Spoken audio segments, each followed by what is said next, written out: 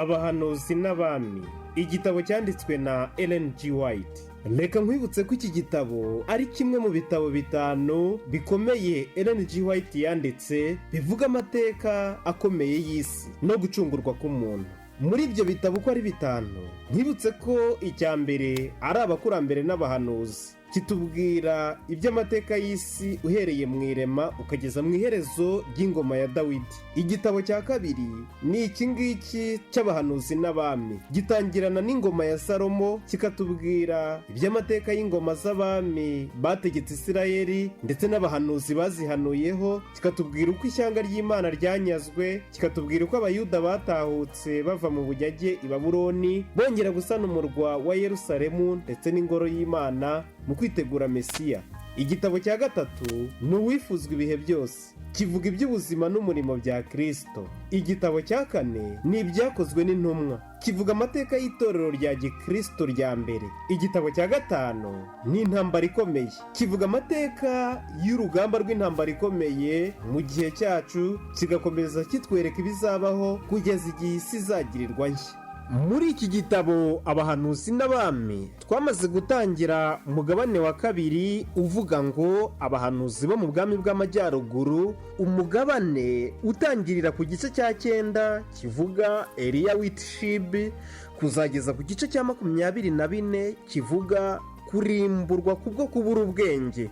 Uyu mugabane wa kabiri w'igitabo Abahanuzi n'Abami uvuga abahanuzi bo mu bwami bw'amajyaruguru ukaba ushingiye ku magambo yavuzwe n'umuhanuzi Hoseya mu gice cya 14 umurongo wa 9, amagambo avuga ngo uzi ubwenge wese niwe uzitegereza ibyo, uwitonda wese niwe uzabimenya, kuko inzira z'Uwiteka zitunganye kandi abakiranutsi bazazigenderamo, ariko abacumura bazazigwamo.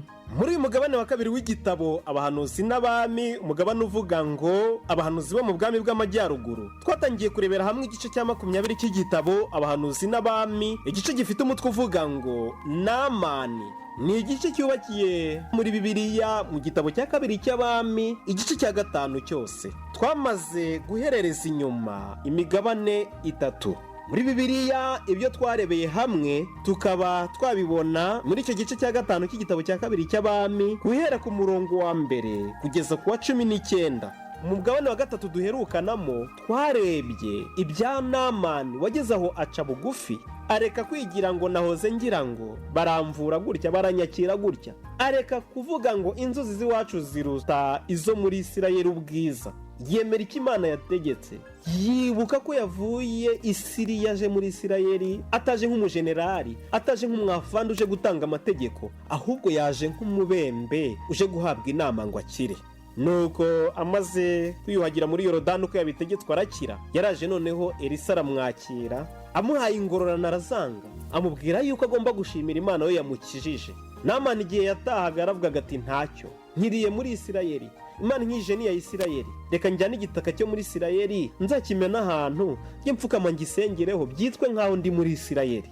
Namani ngo Elisa aramubwira ati genda amahoro, nuko aragenda. Tugiye rero kurebera hamwe umugabane wa 4 w'iki gice cya 20 cy'igitabo Abahanuzi n'Abami, igice kivuga ngo Namani. Turaza kuba turi muri iki gitabo cy'Abahanuzi n'Abami ku ipaji 129, ariko reka turebe icyo Bibiliya itubwira ku bijyanye n'umugaragu wa Elisa Gehazi.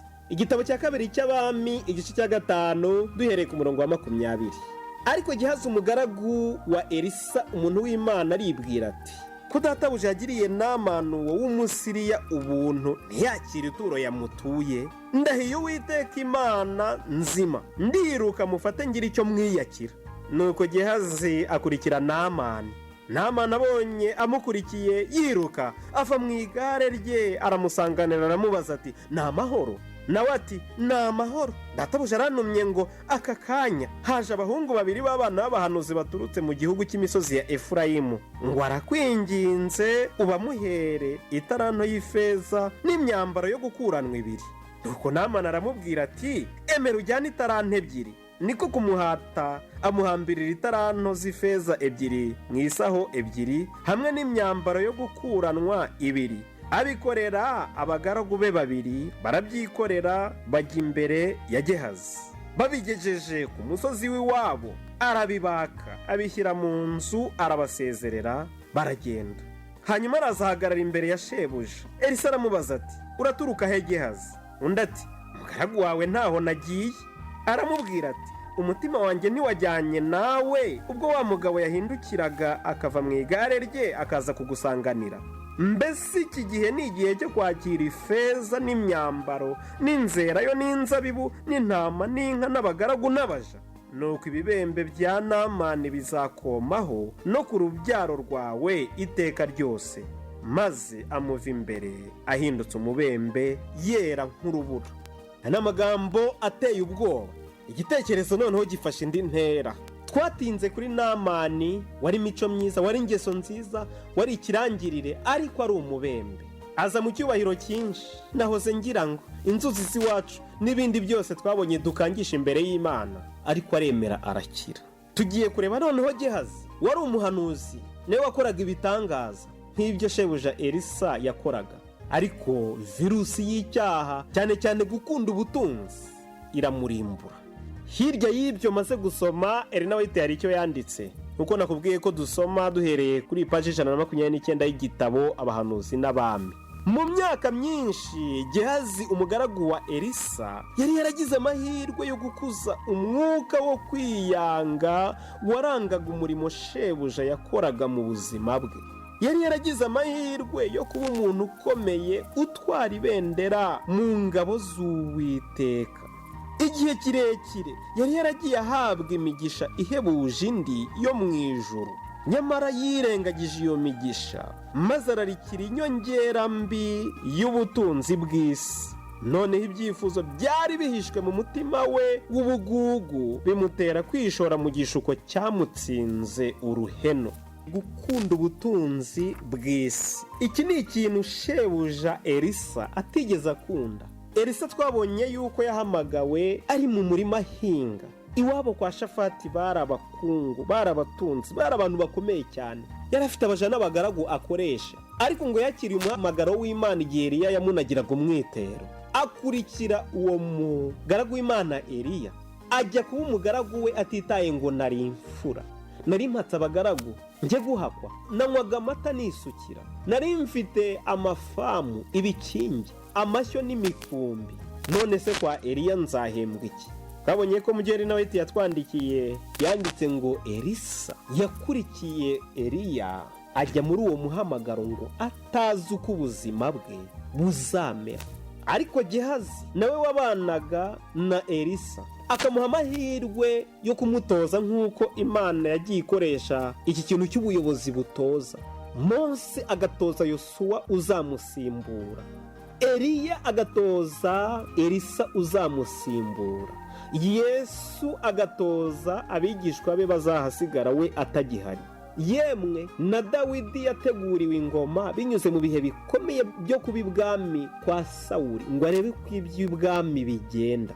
Gehazi nawe yabanaga na Elisa ategurirwa kuzaba umuntu ukomeye, ngo ariko iki kintu cyari kimwihishemo cyo gukunda ubutunzi cyamutsinze uruheno. Nuko aribwira ati ko databuja yagiriye Namani uwo w'Umusiriya ubuntu, ntiyakira ituro yamutuye, ndiruka mufate ngira icyo mwiyakira. Nuko Gehazi akurikira Namani mu ibanga. No muri iki gihe cya none bandagenda ngira icyo mwiyakira babaye benshi. Umukuru w'itorero ryacu kuki ari igicucu? Kuki nk'ibi bintu atabibyajemo diro? Twubaka urusengero koko pe, pasiteri umukuru w'itorero mukuru ntibarebe uburyo iyo ari diro umuntu yabyazamo akantu. No, ntago naba igicucu nkabo. Nukuri ngiyewe ndagira uko mbibaradinga iyi shantiye nzayibyazemo akantu. Icyo gihe ububaye ndagenda ngira icyo mwiyakira. Iyo utangiye gutekereza ko pasiteri ari igicucu, pasiteri w'intara, pasiteri uyobora firidi, umukuru w'itorero kuri iryo torero ryanyu, ngo iyo nyubako y'urusengero ntabwo yagombaga kuzamuka ngo irinde irangira hatabonetsemo akantu, wari ukuntu yari kubigenza. Yari kwitwaza icyo ari cyo nka perezida wa firidi, yari kwitwaza icyo ari cyo nka pasiteri w'intara, umukuru w'itorero mukuru cyangwa se umuhuzabikorwa benshi niko bamwita. Ariko ubwo abaye igicucu, njyewe ndaca iruhande gutya ngira ukuntu mbyigenzereza kandi nzakuramo akantu. Icyo gihe uba uri mu nzira ya Gehazi. ububaye ndagenda ngira icyo mwiyakira. Namani amubonye amukurikiye yiruka ava mu igare rye aramusanganira amubaza ati ni amahoro. Nuko Gehazi amubeshya bigambiriye.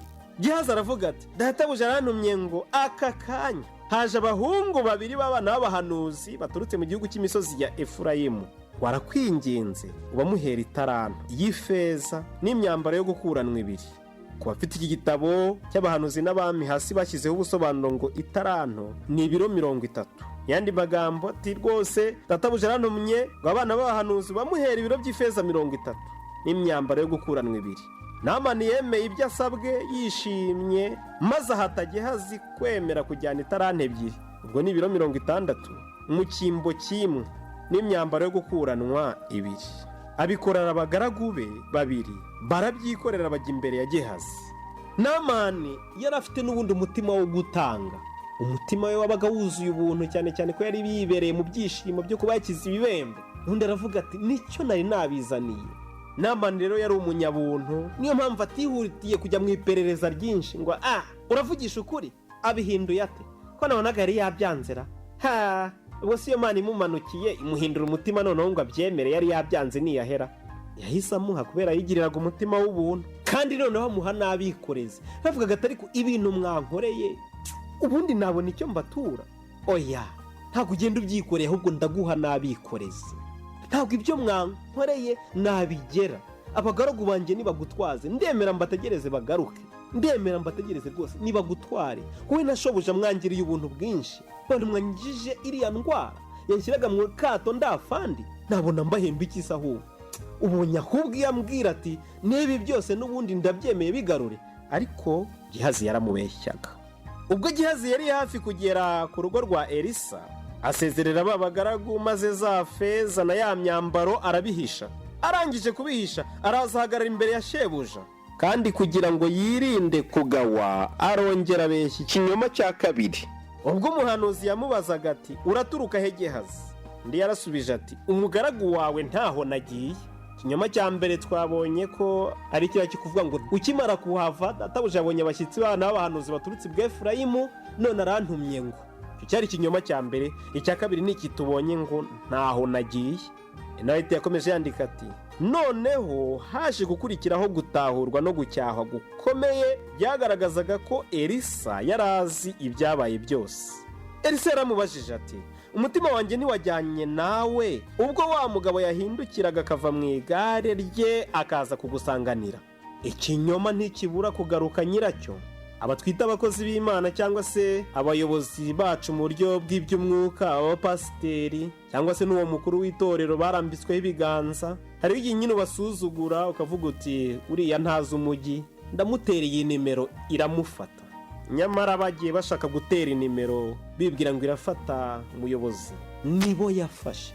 Niko byagenze kuri Ananiya na Safira. Ibi nibyo biguzi byose mwagurishije ya sambu. Iyi nibyo si abantu beshye, ni Imana.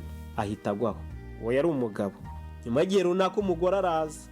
Ibi nibyo biguzi bya ya sambu. Iyi nibyo.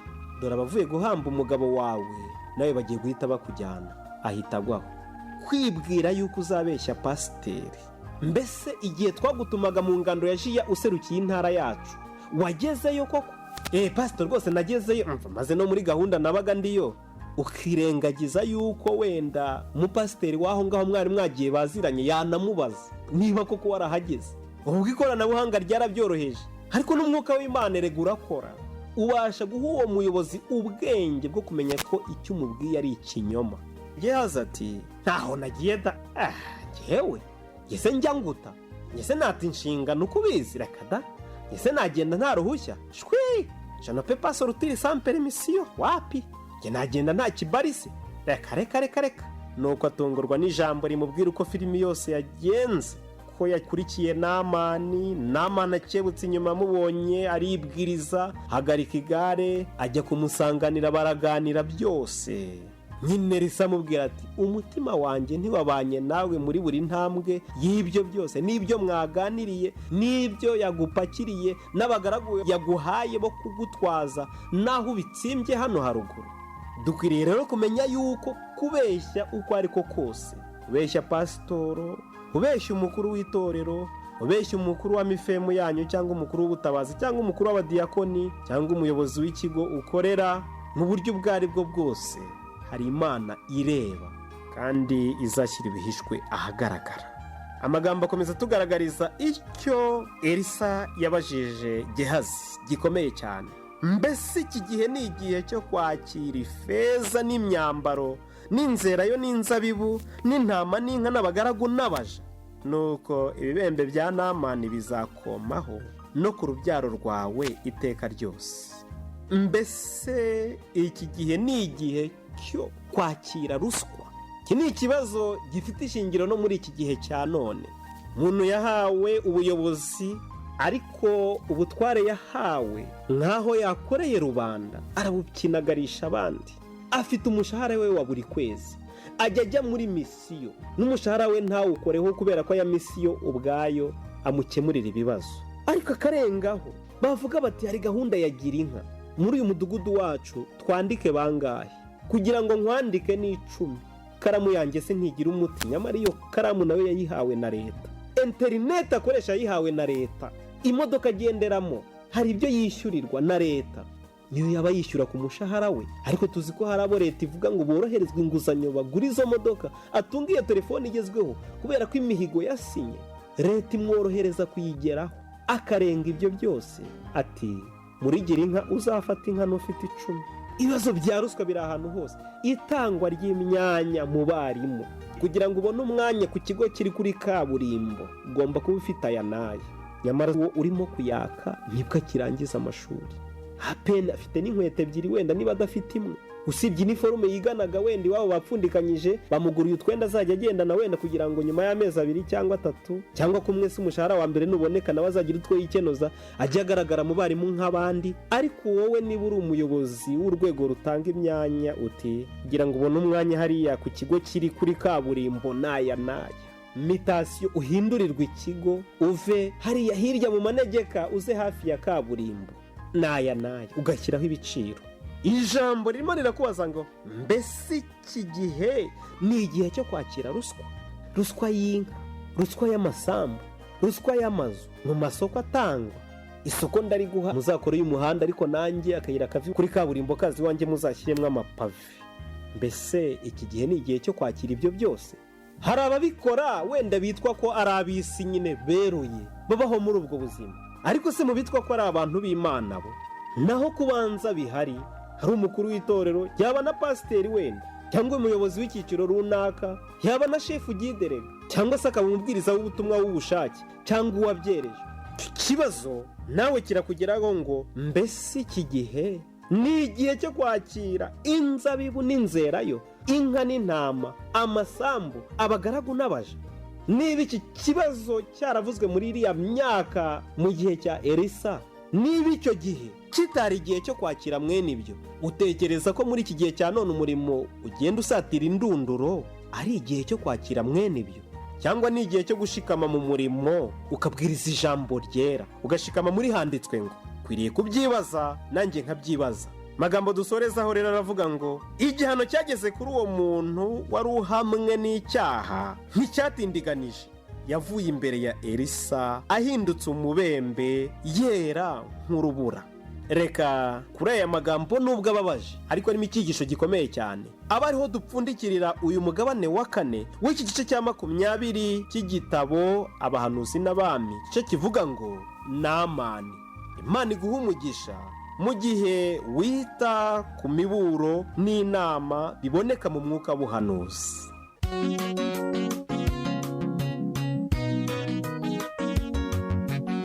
Ni radiyo ijwi ry'ibyiringiro.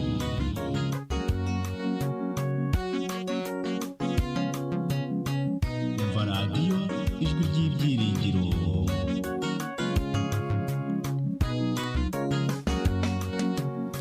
radiyo ijwi ry'ibyiringiro niteze amatwi mu kiganiro umusomyi kuri mikoro ndukigutegurira nkakikugezaho Obedi Bugingo. Duherereje inyuma amagambo ari mu gitabo cya Ellen White cyitwa Abahanuzi n'Abami ku gice cyayo cya 20 kitubwira ibya Namani. Reka rero twihutire kwimbika mu nsanganyamatsiko yacu mu kiganiro umusomyi. Nawe Yesu arakubaza, ho turebera hamwe ibibazo Yesu yabajije mu mirimo wo kwigisha hano ku isi. Ikibazo tukakirebera hamwe icyo cyari kivuze kubo yakibajije. Nibwo dusoza rero tubyerekezaho natwe Yesu aratubaza. Nawe Yesu arakubaza, nanjye Yesu arambaza. Naguteguje ko tuza kuba turi muri Luka 18 umurongo wa 8.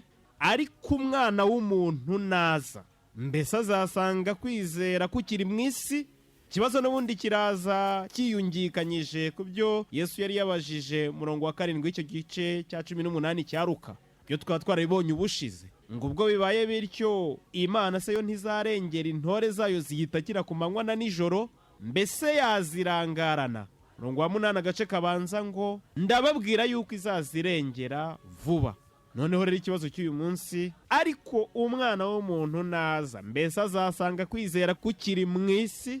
Rero mukunzi wa radiyo ijwi ry'ibyiringiro cya 17 cya Luka guhera ku murongo wa 20 avuga ngo ibisaba mu gihe cy'imperuka. Abafarisayo barimo bamubaza bati, iby'ubwami bw'Imana bimeze bite se, buzaza ryari? Abigishwa be harababwira ati, hazabaho ibihe bikomeye. Igice cya 18 rero murongo wa 1 kugeza kuri uwo wa 8 ni umugani yarabaciriye w'umucamanza n'umupfakazi wamutitirije, abereka uburyo noneho muri ibi bihe by'imperuka abana b'Imana bagomba guhora ku mavi basenga ubutarambirwa. Abacira umugani wo kubigisha ko bakwiriye gusenga iteka ntibarambirwe. Arabwira ati, hariho umucamanza mu mudugudu umwe utubaha Imana ntiyite ku bantu. Muri uwo mudugudu harimo umupfakazi, aramusanga aramubwira ati, ndengera ku mwanzi wanjye. Amara iminsi atemera, ariko aho ageze aribwira ati, nubwo ntubaha Imana kandi sinite ku bantu, ariko kuko uyu mupfakazi anduhije ndamurengera, ngo adahora azi iminsi yose akandushya. Nuko umwami Yesu arababaza ati, ntimwumvise iby'uwo mucamanza ukiranirwa yavuze? Ubwo bibaye bityo Imana se yo ntizarengera intore zayo ziyitakira ku manywa na nijoro, mbese yazirangarana? Ndababwira yuko izazirengera vuba. Ikibazo rero turebera hamwe uyu munsi, ariko umwana w'umuntu naza, mbese azasanga kwizera kukiri mu isi? Rero mukunzi wa radiyo ijwi ry'ibyiringiro, twagize n'igihe tuvuga tutari ko Imana koko irengera intore zayo ndetse vuba. Ayobo barabanje kubura abana, umubiri ugatonyoka. Ba Danieli barihumurijwe n'intare, ba Meshaki na Abedenego na Saduraka umuriro warabihumurije. Ba Yohana baraciye ibihanga, ba Husi na ba Jerome na ba Wycliffe, ba Luteri n'abandi bose barababajwe bikomeye, ndetse bamwe muri bo baratwitswe. Harya ubwo Imana irengera intore zayo ndetse vuba? Rero mukunzi wa radiyo ijwi ry'ibyiringiro, hirya yuko Yesu avuze yuko Imana izarengera intore zayo ndetse vuba, yari afite ikimuhangayikishije. Ariko umwana w'umuntu naza, mbese azasanga kwizera kukiri mu isi? Ikintu cya mbere rero tugiye kurebaho aya magambo y'iki kibazo Yesu yabajije, ariko umwana w'umuntu naza, mbese azasanga kwizera kukiri mu isi? Iki kibazo cyerekeje kuki? Ko Yesu atarayobewe ko hari abazasanga bamutegereje ari bazima, bagereranywa n'abantu 144 bo mu byahishuwe. Umubare ngereranyo ugaragaza abantu bazakurwa mu mubabaro wo ku isi Yesu azasanga ari bazima.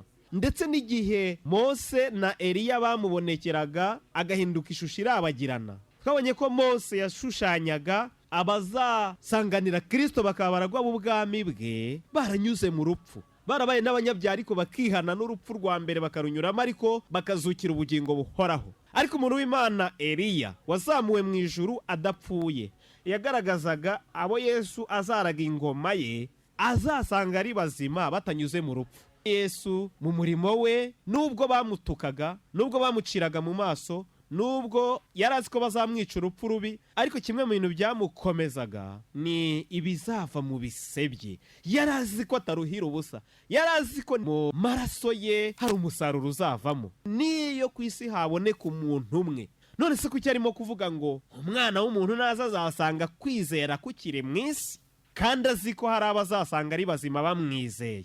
Iki kibazo gihatse iki? Duhera aho ngaho. 0783 17 6 6 na 0728 668 266. umva radiyo ijwi ry'ibyiringiro.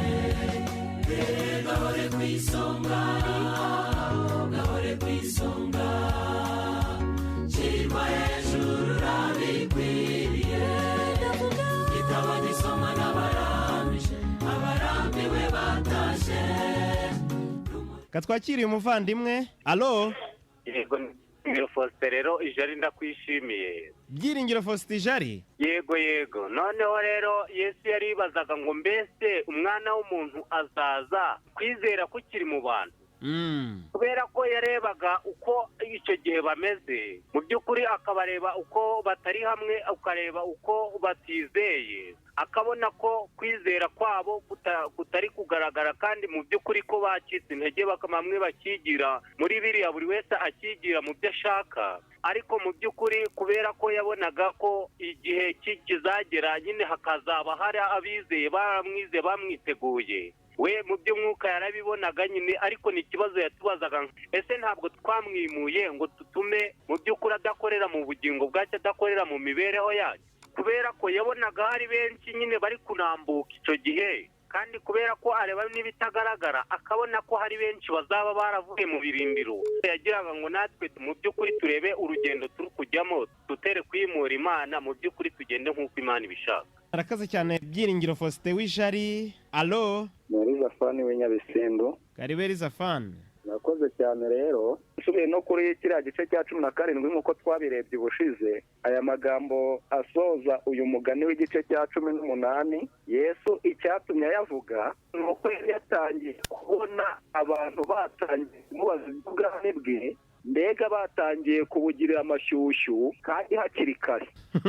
Ubwo rero we kubera ko amenyera iherezo ry'ibintu mu itangira ryabyo, yareba igihe gisigaye kugira ngo bwimikwe, akabona rwose abo bantu ntabwo bazaba bakibutegereje. Kavuga ati abantu bashyushye bikiri uyu munsi, iyi myaka ibihumbi izashira bagifite ubwo bushyuhera? Yego rwose, niyo mpamvu nabonye yatumye ababaza iki kibazo. Arababaza ati ubu koko umwana w'umuntu azasanga kwizera kukiri mu isi?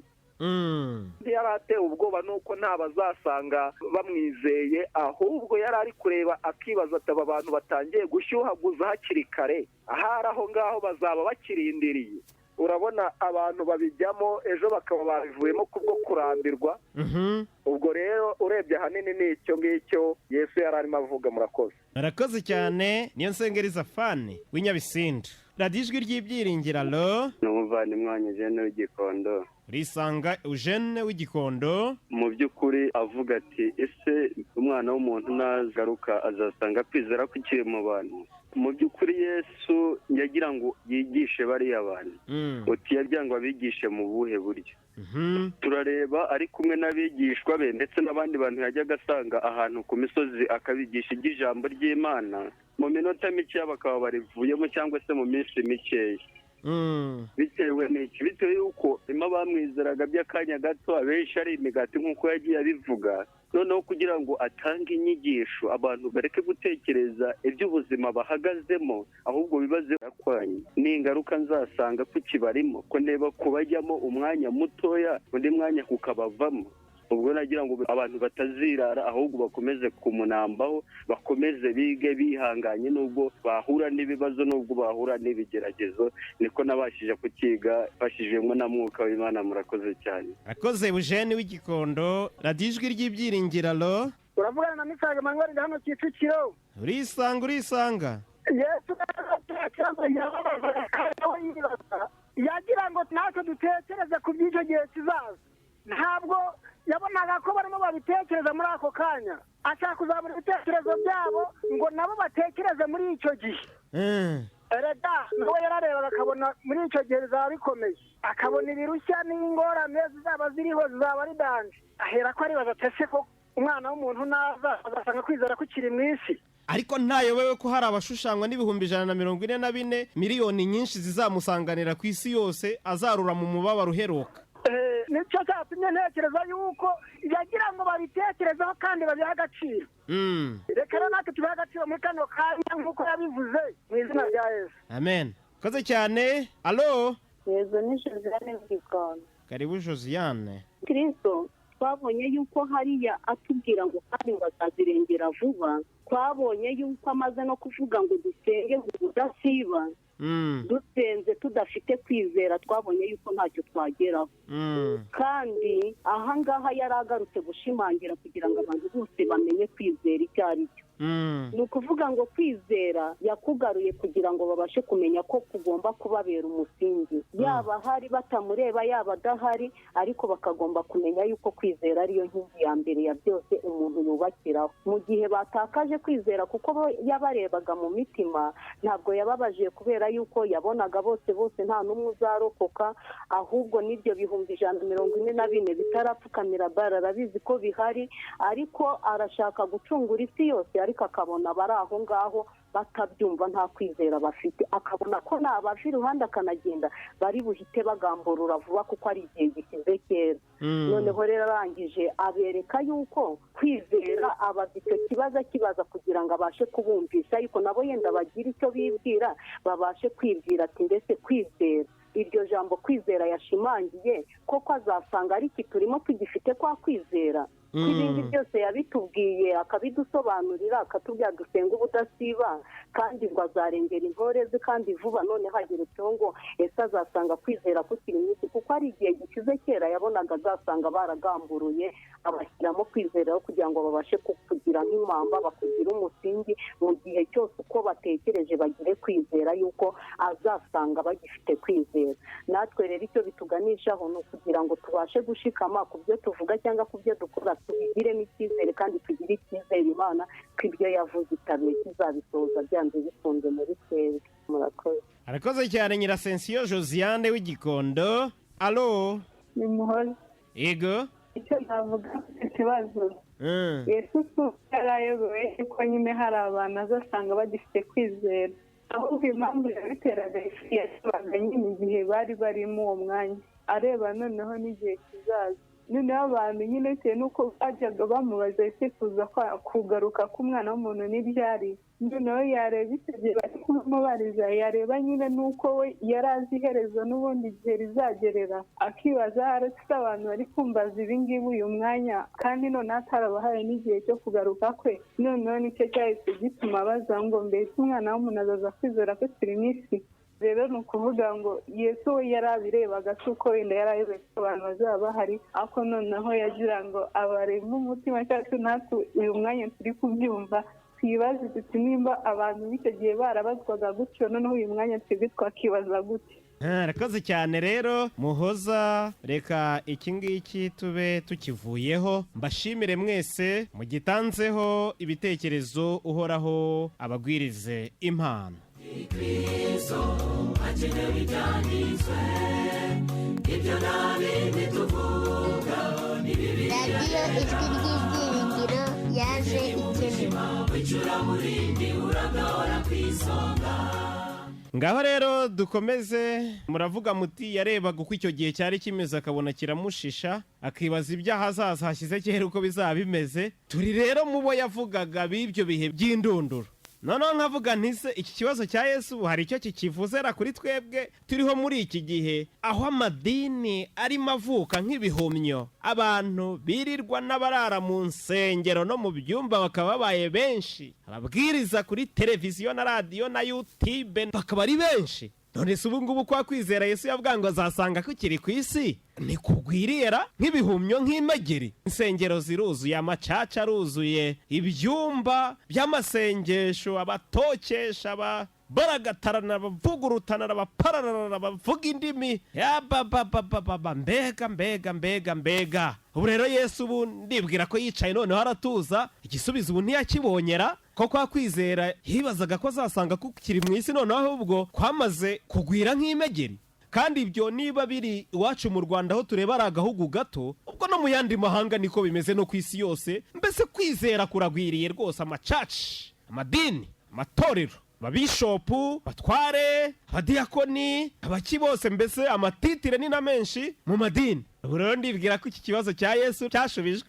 Nibyo ra, wowe duteze amatwi 0783176667 na 0786688266. ubuzima bwa Kristo hakenewe ibyanditswe, ibyo nta bindi tuvuga ni Bibiliya yera. Alo, ni Josiane ugarutse.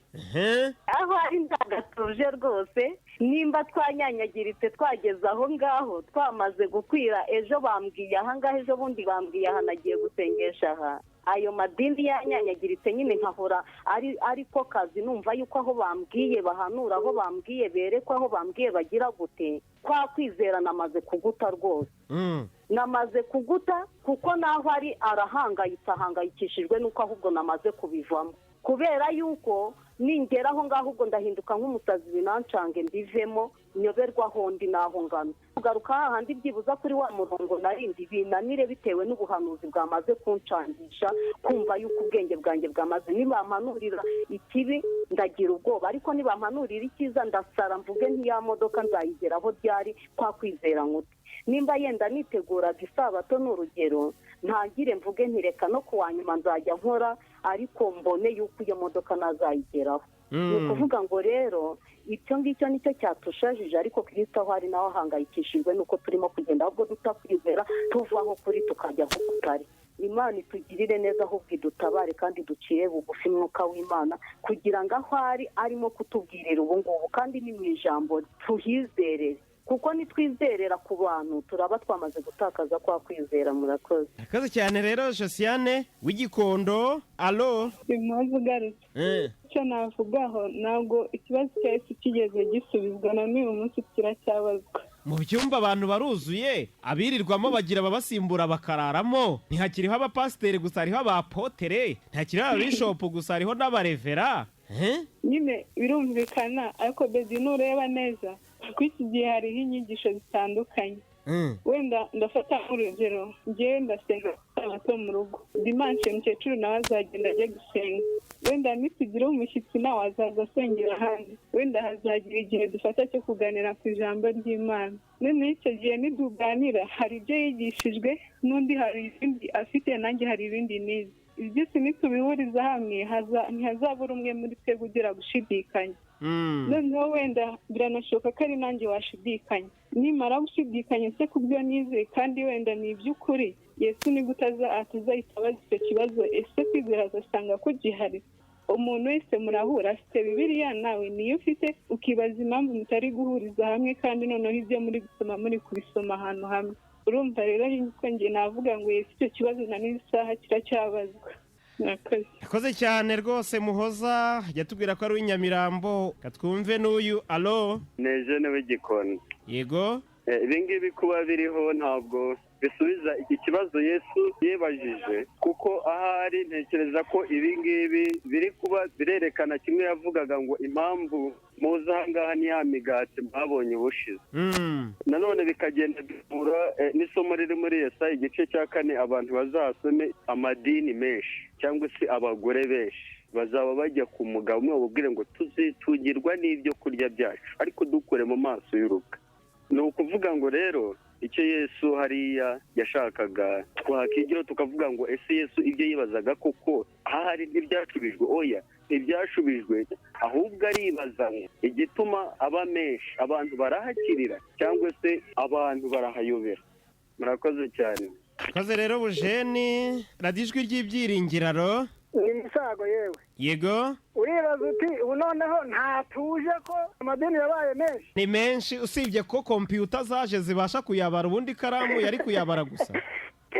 ntabwo byari koroha rero. abirirwamo baba bafite ababasimbura bararamo. abapasiteri ntibigihagije, haje n'abapotere n'abarevera n'abaki bose. aha rero ni ikibazo gikomeye, ahubwo amarira yari afite kiriya gihe ubu ngubu arimo arayakuba. uko yareraga muri iriya minsi abaririra ubu bwo biramurenze. none si kwizera kurimo kurakama mu isi cyangwa ahubwo kwariyongereye? rero navuga ko kurimo gukama kubera yuko kwizera yashakaga kuvuga muri iriya minsi abantu bo muri iyi minsi bazaba bafite ntabwo ariko bafite. yashaka kuvuga kwizera gukiza ibyaha, ariko uyu munsi uko bafite ni ukubavana mu bukode, ni ukubakiza indwara, ni ukubabeshya gusa ngo ibirema ngo byahagurutse kandi ntaho tubona byahagurutse. hasi ubundi wowe wayikorera ukikorera amabokora? ntabwo bibaho ko wayikora ngo wikorere amaboko, ariko hari ikibanza. hari ikibanza cyabwiraga ba bafarisayo bakikimbaga babonye akijije umuntu bati uyu ninde ubasha kubabarira ibyaha. ibyo byazaga nk'igihamya cy'uko koko ari we ubikoze. ariko noneho abantu bo muri iyi minsi ntabwo ari cyo babanza, ahubwo barabanza gukira indwara, bakabanza kuva mu bukode, bakabanza kwishyurirwa biriya by'imyenda n'iki. icyo gukira ibyaha ntikibareba kandi aricyo kizabageza mu ijuru. reka rero twumve icyo ashaka kuvuga mu izina rye. akaze cyane rero Misago uri ku Kicukiro, ijwi ry'ibyiringiro. ni habiyambere mu Gakenke ni Yabukoze. habiyambere karibu. agira ngo Yesu yari ariho muri iki gihe turimo. kuko urumva icyo yabivugiraga koko, urabona iki bya amatorero madini hirya no hino, ibyo byose biri kutunyura imbere. none ubwo kwizera kurakamye se cyangwa kwariyongereye? amadini cyangwa se kuba abantu basenga birahura na rya somo riri muri Matayo igice cya 7 bivuga ngo abavuga umwami mwami so bazinjira mu bwami bwo mu ijuru. nanone rero nubwo bagwiriye, ariko abantu hirya no hino uzasanga bavuga ati mwami mwami turasenga, bamwe bati turi kwirukana abadayimoni bakanatwumvira. niyo mpamvu yavuze ati mbese azasanga kwizera kukiri mu bantu. ukwizera ubundi kuki yavuze kwizera, ubwo hari igihe abantu bashobora kuba bumvira Imana kandi basenga ariko bakaba badafite kwizera nyakuri. ubwo rero ni ukuvuga ngo ntabwo yabajije isengero, ahubwo we icyo yabazaga kwari ukwizera, kuko n'ubundi tubwirwa yuko urusengero ari umutima w'umuntu. ntabwo ari urwo tujya gusengeramo ahantu runaka, hariya naho abizera bahurira bungurana ibitekerezo. urusengero ruri mu mutima w'umuntu. ubwo rero ahubwo njye mbona ko Yesu koko yareberaga hose icyarimwe. ikibazo rwose ni uko nguko ndi kukibona. habiyambere wo mu Bukonya arakoze. alo ni Elizafani Nyabisindu ugarutse. kuri iki kibazo nanone tubajije, Yesu aracyafite agahinda kenshi mu mutima we. reka da, ikibazo aracyagifite se kwizera azasanga kukiri mu isi kandi insengero zuzuye. kandi insengero zuzuye, ijambo ry'Imana rirambwira ngo kandi ubu butumwa bwiza bw'ubwami buzigishwa mu mahanga yose, ngo bube buhamya bwo guhamiriza amahanga yose, nibwo imperuka izahera ku isi. irindi somo rikambwira ngo umwami Imana ntitinze isezerano ryayo nk'uko bamwe babyibwira, ahubwo itwihanganira idashaka ko hagira n'umwe urimbuka. ni ukuvuga ngo rero iyo iziriya nsengero tubona nuko tubibona nk'abantu, tukabona abantu rwose bavuga Yesu, tukabona abantu twarakijijwe, Yesu aba yaragarutse. ariko ikimutindije n'ubundi ni cya kibazo agifite. soreza ku isomo riboneka hano mu Baroma igice cya 10 uhereye ku murongo wa 13 ugakomeza ukagera hepfo ku murongo wa 17. ikigaragara cyo ni uko muri iri somo habonekamo ko umuntu yizera abanje kumva, kandi kumva kukazanwa n'ijambo ry'Imana ari ryo Bibiliya. ni ukuvuga ngo rero niba abantu dusoma Bibiliya ariko ntituyumve ngo tuyumvire, tugakora ibinyuranyije n'ibyo ivuga, n'ubundi cya kibazo kiracyafite ishingiro. murakoze. Rakazi cyane Elizafani Niyonsenga w'Inyabisindu. Ijwi ry'ibyiringiro.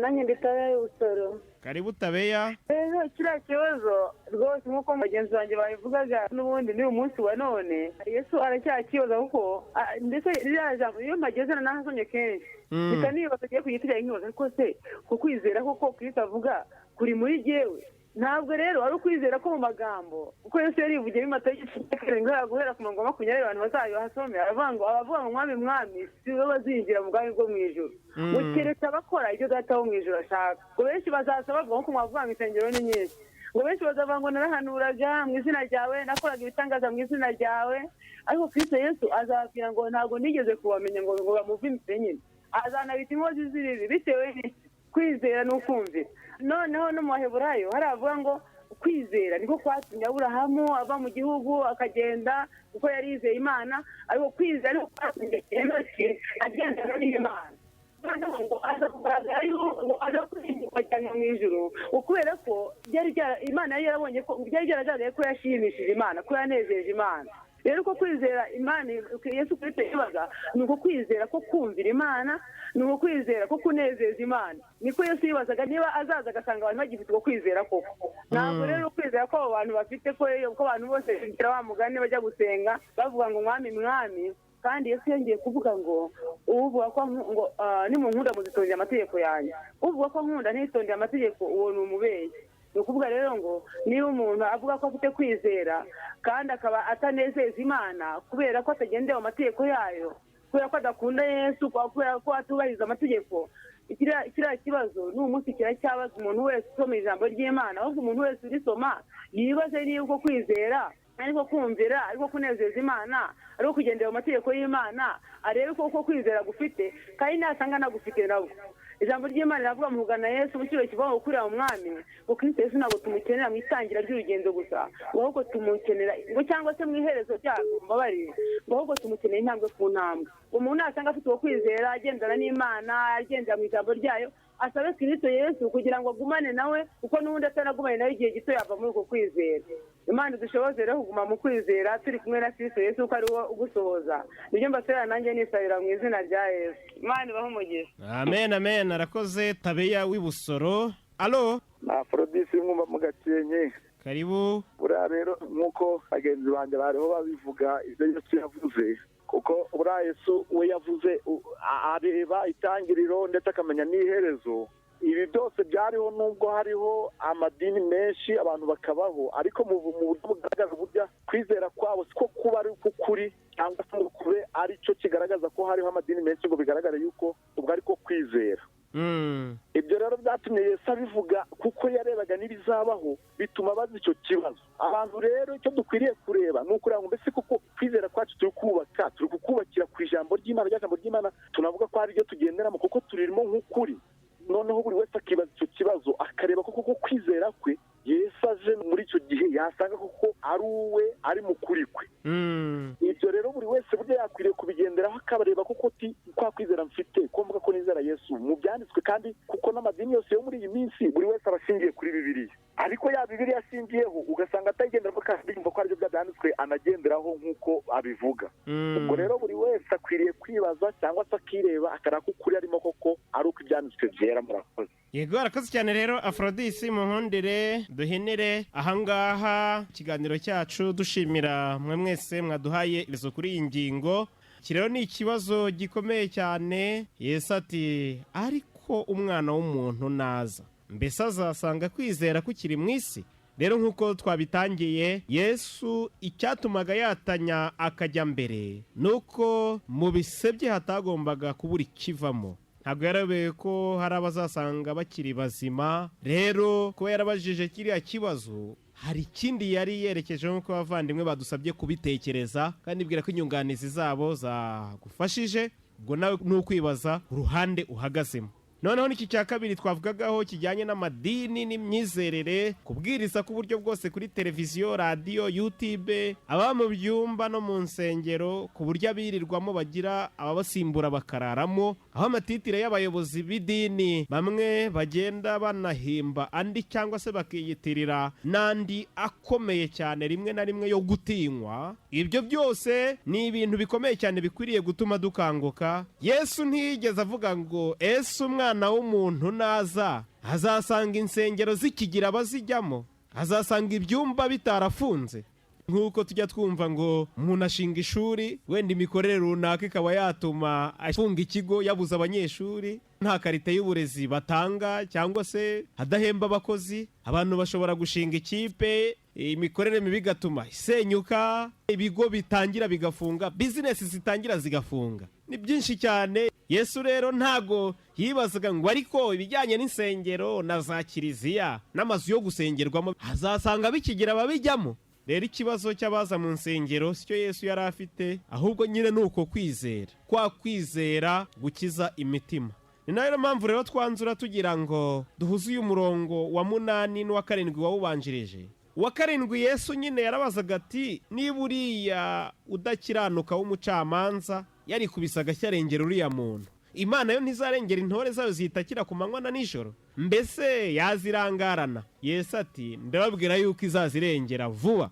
Ariko noneho ashyiraho akantu kitwa ariko umwana w'umuntu naza mbese azasanga kwizera kukiri mu isi. Yandi magambo arimo aravuga ati Imana yo aho yamye ihagaze ni ukunesha ku bw'icyubahiro cyayo no kuneshereza intore zayo. Aho niho ihora ihagaze. Iyo ntihinduka, ntiva mu isezerano, itabara ndetse vuba. Nubwo twabonye ko vuba mu mirebere ya kimuntu itandukanye na vuba mu mirebere y'Imana. Yesu ati Imana yo nta na rimwe izigera itirimuka mu mwanya wayo wo kureba iryiza intore zayo. Nta na rimwe Imana izigera itirimuka kuri pozisiyo yayo yuko ukoze ku bantu bayo aba yikoze mu mboni. Yesu ati aho niho Imana yamye ihagaze ni naho izahora ihagaze. Ariko niba Imana itazigera ihinduka, niba Imana itazigera izarira gutabara abantu bayo, niba Imana itazigera ijya mu isoko wenda ngo ikiba ku bwoko bwayo kibubeho yagiye idahari, niba Imana itazigera igira ururimi isobwa ku buryo abanyandinoziya nibayitakira itazumva ururimi rwabo, cyangwa se abifite ubumuga bwo kutavuga bakora amajeste n'amarenga, cyangwa se n'abananiwe kuvuga bakarira amarira gusa ikananirwa kumva icyo bavuze ngo ibatabare, Yesu ati niba Imana yo itazigera itezuka ku mugambi wayo wo gukiza abana bayo, ariko se banyagukizwa bo bazaba bari tayari gusingiriza ako gakiza ibiganza byo kwizera? Umwana w'umuntu naza azasanga kwizera kukiri mu isi?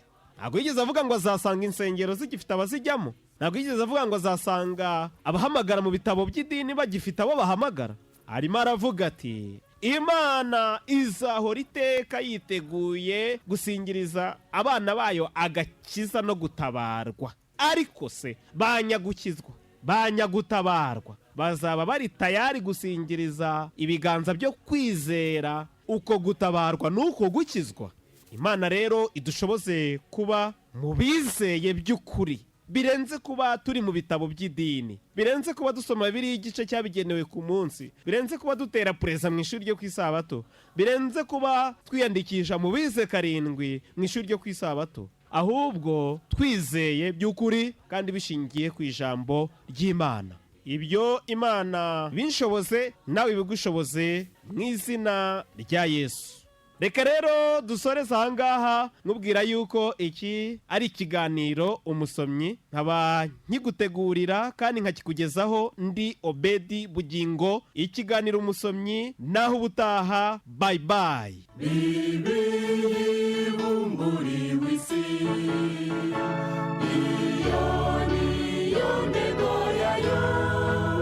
Mirongo ine na rimwe umurongo wa 10 hari amagambo avuga ngo ntutinye kuko ndi kumwe nawe, ntukwebe kuko ndi Imana yawe, nzajya ngukomeza ni koko nzajya gutabara kandi nzajya nkuramiza ukuboko kw'iburyo niko gukiranuka kwanjye. Mu rwambere rwa Petero igice cya 2 umurongo wa 9 uvuga ngo ariko mwebweho muri ubwoko bwera, abatambyi b'ubwami, Imana yarose kugira ngo mwamamaze ishimwe ry'abahamagaye.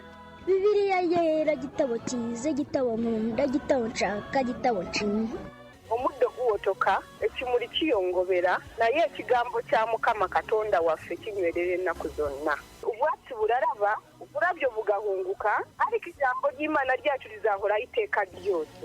Aba barayisomye, nawe yisome ugire ijambo mu kiganiro umusomyi kuri radiyo Ijwi ry'Ibyiringiro. Umusomyi ni kuri radiyo Ijwi ry'Ibyiringiro buri wa kabiri w'isabato saa 11 z'umugoroba.